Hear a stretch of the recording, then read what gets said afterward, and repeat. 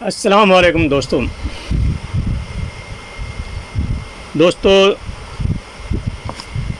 शिरडी वाला साईं बाबा का जो जीवन है वो बहुत ही रहस्यपूर्ण वो प्रेरणादायक रहा है। उनकी निजी ज़िंदगी के बारे में बहुत कम ही जो है कुछ मिलता है, क्योंकि उन्होंने कभी कुछ बताया नहीं है, लेकिन फिर भी इतिहासकारों, लोक कथाओं और उनके भक्तों से जो जानकारी मिली है उसी के बारे में जो है बताते हैं कि उनका जो प्रारंभिक जो जीवन है और उनका जो जन्म स्थान है वो जन्म तिथि वैसे निश्चित नहीं है, लेकिन अधिकांश जो मान्यता है वो ये है कि 1838 में उनका जो है जन्म,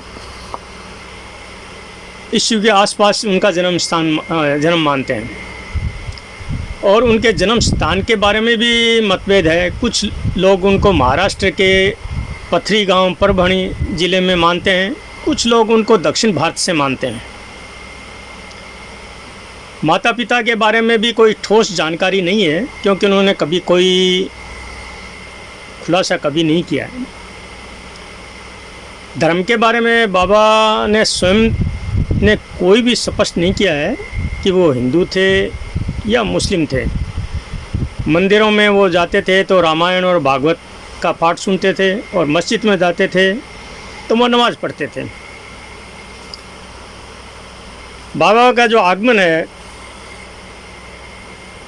वो 16 या 17 वर्ष की उम्र में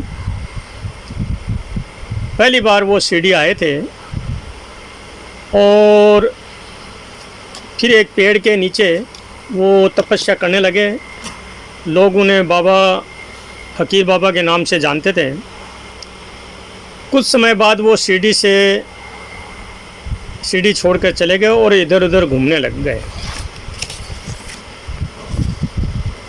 फिर 1858 ईस्वी में स्थायी रूप से वो शिरडी लौटे और यहीं पर जीवन का अंत हो गया उनका। उनकी जो जीवन शैली है, बाबा का जो जीवन है बहुत ही सादा था। वो फटे पुराने कपड़े पहनते थे, सर पर पगड़ी बांधते थे, हाथ में लाठी रखते थे।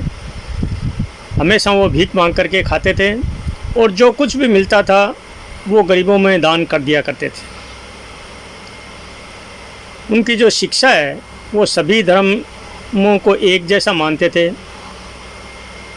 वो कहते थे विश्वास और धैर्य रखें, दान और परोपकार, गरीबों की मदद, नफ़रत और भेदभाव का त्याग किया उन्होंने।